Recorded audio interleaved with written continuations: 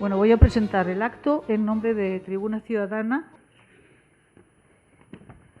Voy a daros a todos las gracias por estar aquí, que además me parece que tenemos un público muy nutrido, os lo agradezco muchísimo y creo que será una conferencia que vale la pena. También aprovecho porque si hay mucha gente que no es de Tribuna Ciudadana y se quiere hacer socia, pues nos encantaría porque así podríamos continuar realizando estas actividades culturales tan estupendas, pero que nos resulta un poco duro a veces económicamente.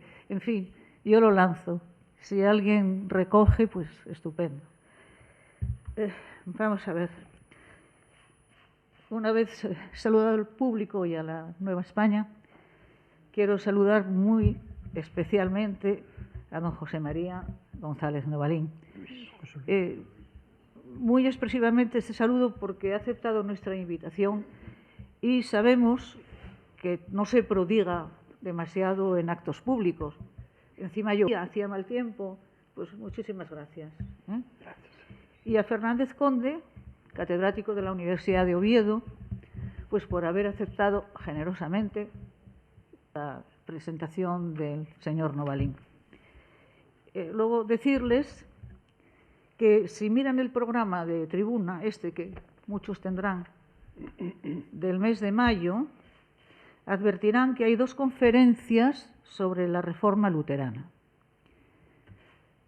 La primera, la de hoy, día 5, que impartirá el señor Novalín, y cuyo título es Una semblanza de Lutero en el centenario de su reforma. Y la segunda, el día 19 de este mes, que impartirá el catedrático de la Universidad Autónoma de Barcelona, Ricardo García Cárcel, catedrático de Historia Moderna de la Universidad Autónoma de Barcelona. El título, Martín Lutero y Carlos V.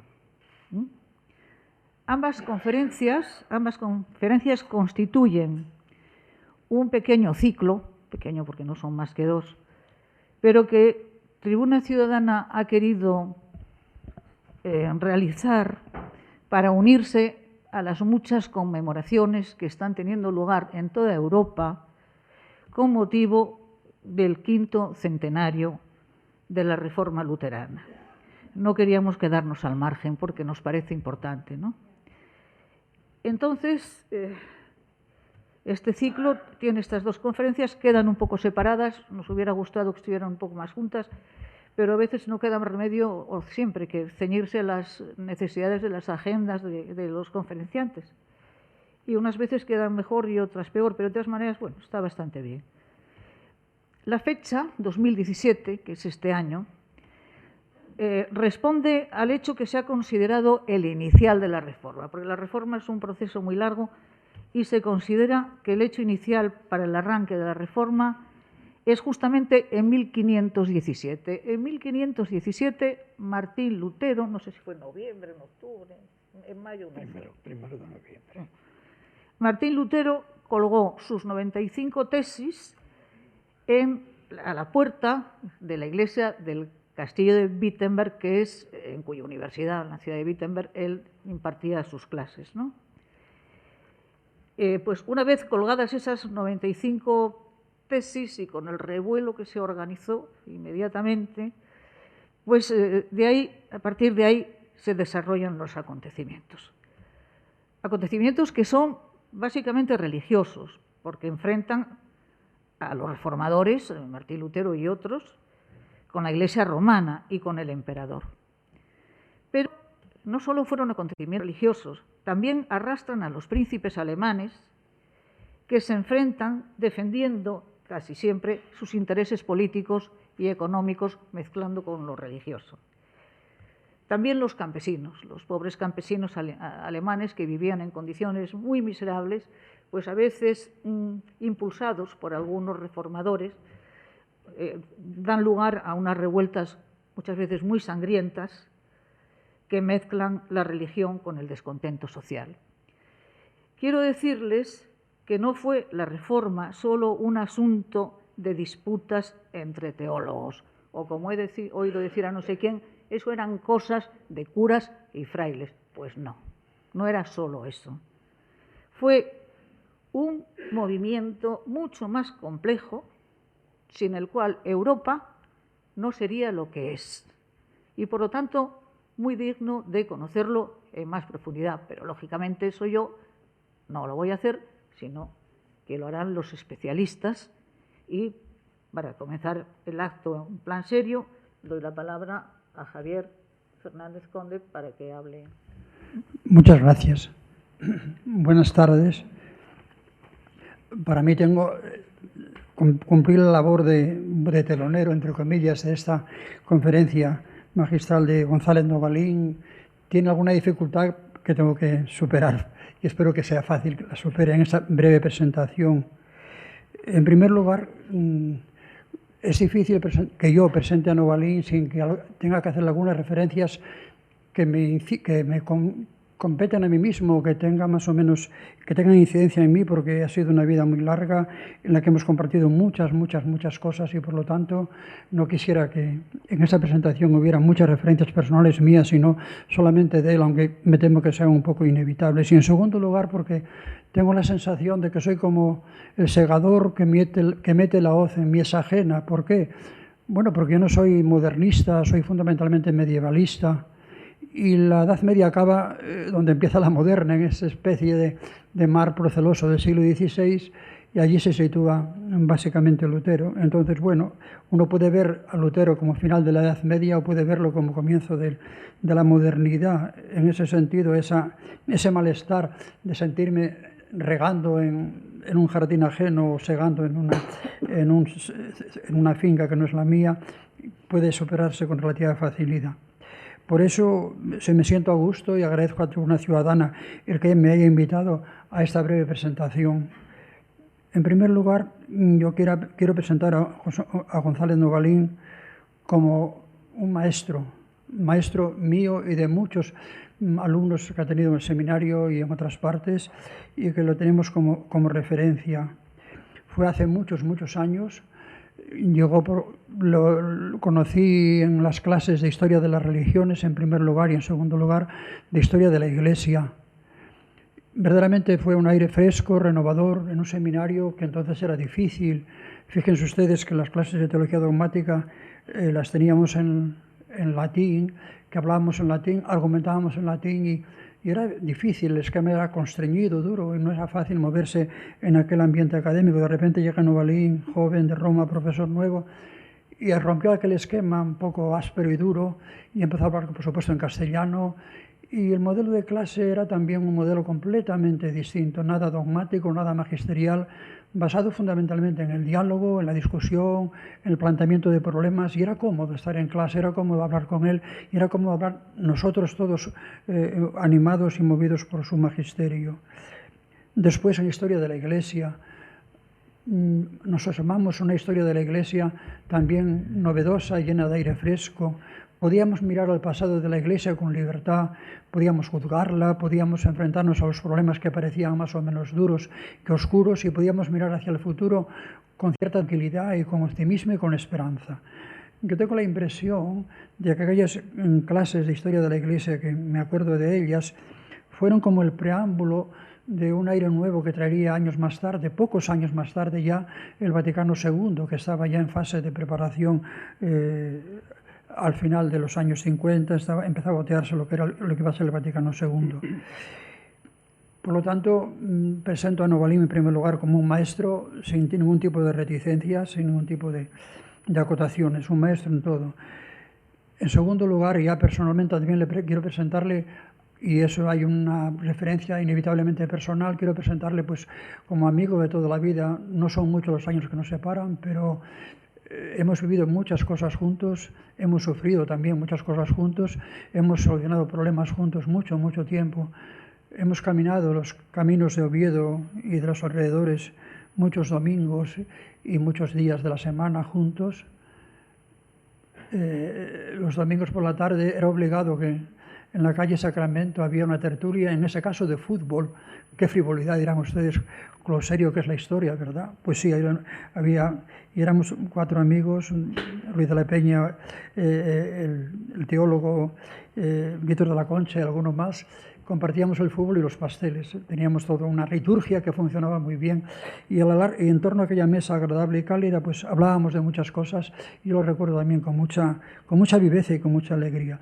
Esa amistad me acompañó siempre como cura joven. Me ayudó también a dar los pasos de Roma con normalidad. Mi estancia en Roma, él estaba al lado también y lo tenía como referente, después en la tesis, etc. Para mí fue siempre una especie de pequeño o grande o amable siempre ángel tutelar. Eso en lo que se refiere a la persona y al magisterio de Novalín como profesor de historia de la Iglesia. La otra cara, el otro ángulo, la investigación. Yo digo siempre que lo digo muchas veces y lo dije a lo mejor pecando de pesado en las tesis, cuando hay una oposición, cuando tienes que enjuiciar a alguien, no quieres ser duro, pero dices cuando no te gusta el currículum que tiene algún pretendiente a una cátedra o a un puesto en la universidad o simplemente en una tesis, digo, cada persona, cada investigador tiene que tener un libro por el que se le conozca, por el que se le recuerde. Fulanito de tal, sí, es el autor de tal libro. El Quijote de Cervantes, a lo mejor mucha gente no se acuerda de las novelas ejemplares o del teatro, pero sí se acuerdan del Quijote, y así iríamos haciendo una lista. Novalín también tiene un libro del que todos nos recordamos y se va a recordar perennemente la historiografía de la modernidad. El libro sobre Fernando de Valdés. Yo tuve la suerte de asistir a su tesis cuando la presentó como tesis doctoral. El director era García Villoslada, maestro también personal, y mi director de tesis unos años más tarde. Y ciertamente hablar del 16 y no hablar de Fernando de Valdés es no saber nada del 16. Y hablar de Fernando de Valdés y no hablar de Novalín, es autor de 2 volúmenes, la historia de Fernando de Valdés, una monografía muy compleja, muy densa, muy amplia, pero muy fácil de leer, y luego un segundo volumen de documentación, aparte de los artículos en torno a este gran personaje tan relacionado con la vida de Oviedo, especialmente la vida cultural y en particular la universidad. Este libro se gestó, bueno, fue su tesis doctoral larga, con mucha investigación, pero a la hora de hablar de Novalín no podríamos quedarnos solamente en ese libro, habría muchas otras cosas. Yo diría que es un especialista consumado en el humanismo del siglo XVI, fundamentalmente el humanismo español, aunque tocó otros tipos de humanistas de ese periodo. Diego de Muros, por ejemplo, hay 3 Diegos de Muros, él los distinguió perfectamente, uno es obispo de Oviedo, también estaban bordeados del clima humanista y personajes importantes en la historia de la cultura del XVI. Las corrientes espirituales del siglo XVI y la Reforma, las corrientes espirituales del siglo XVI y la Reforma, también la reforma de la Iglesia española en el siglo XVI, la influencia de Lutero o del luteranismo más bien en España, era el tema de la conferencia que dio el día de Santo Tomás de Aquino, si mal no recuerdo, en el seminario de Oviedo. Y después ya también Lutero asoma muchas veces de algunas maneras a sus páginas.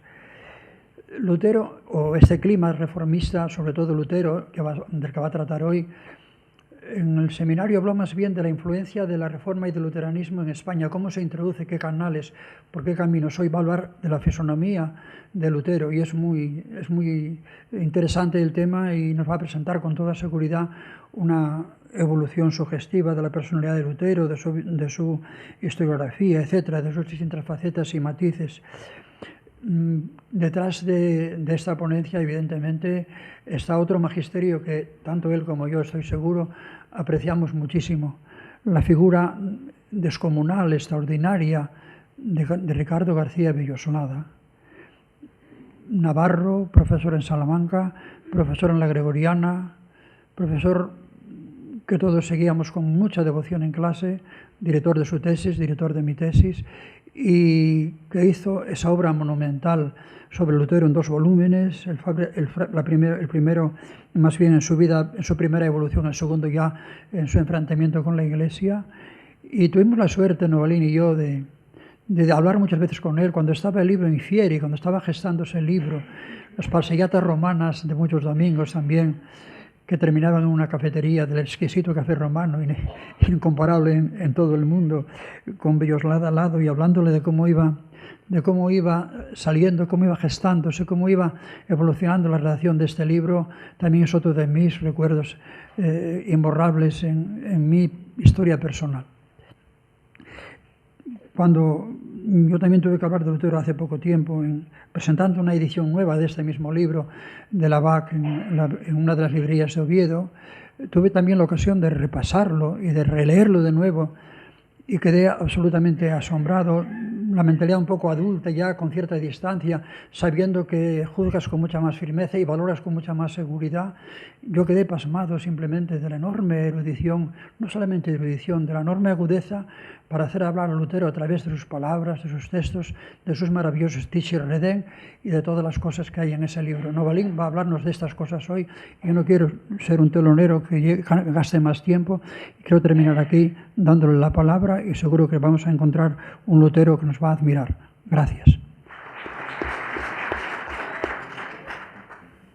Bueno, muchas gracias. Debo responder brevísimamente a estas dos presentaciones más elogiosas de lo que yo merezco y de lo que merece mi obra. Pero eso ocurre siempre en una presentación, como ustedes saben. Empiezo por darle las gracias a don Javier, usted vendrá después. Muy bien. Y porque baste decir que hemos convivido 18 años aquí en Oviedo, en el Prado Picón, y claro, en 18 años se comparte una buena parte de la vida.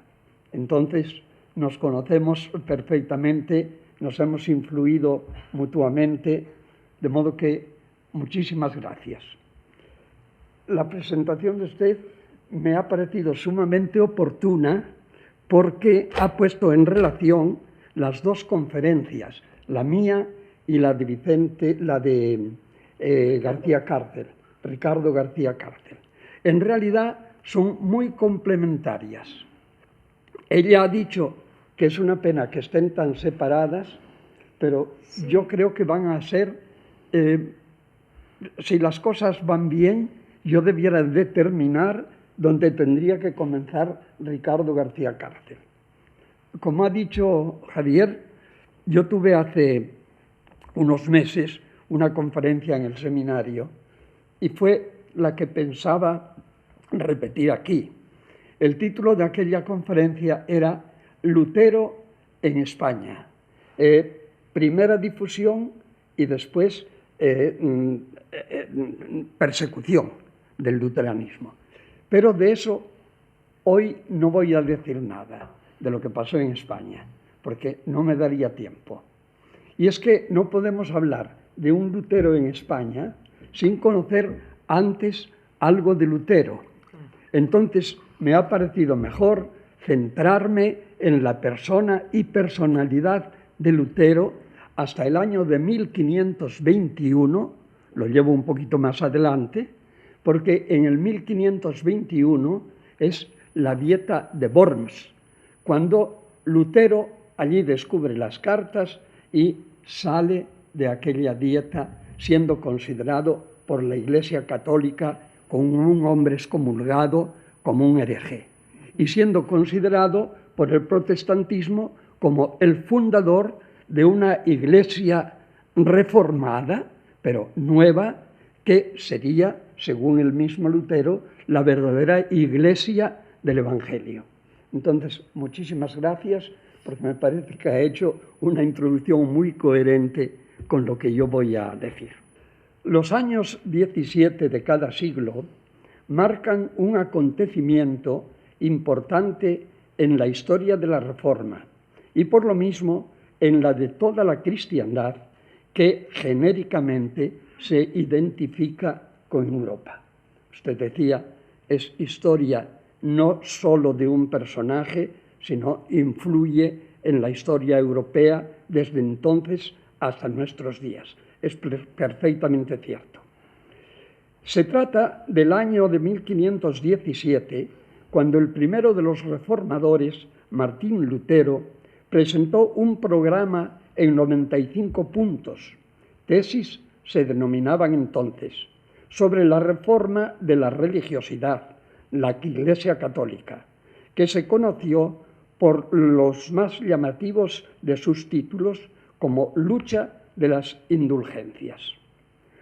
Una lucha que estaba programada en la Universidad de Wittenberg para la festividad de Todos los Santos, 1 de noviembre, que desde antiguo se celebraba aquel día, porque la iglesia universitaria era una iglesia muy rica en reliquias, tenía centenares de reliquias. Era un poco la moda de aquel momento y el elector de Sajonia, que era a la vez el fundador de la universidad, había procurado que su iglesia fuera de las más ricas en reliquias de la cristiandad.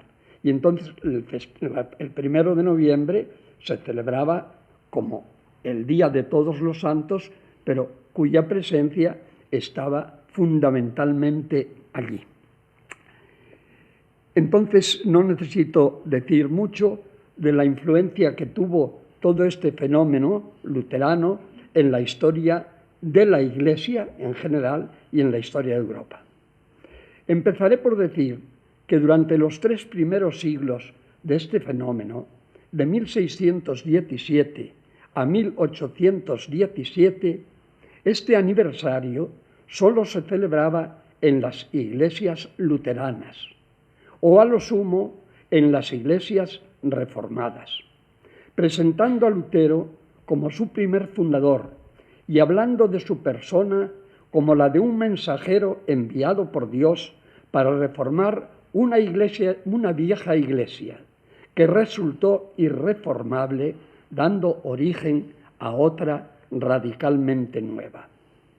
Como es natural, la vieja iglesia, la cristiana o romano-católica, no tenía nada que celebrar, como no fuera su propia ruptura interior y exterior,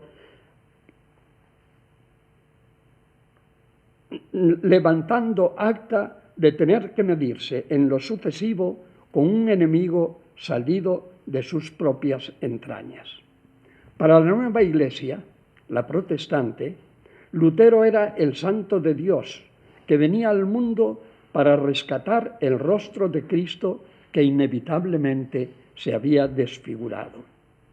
Por comprensible contraste, el Lutero de la vieja iglesia, de la Iglesia católica, era una encarnación del demonio, el mayor enemigo con el que ésta se encontraba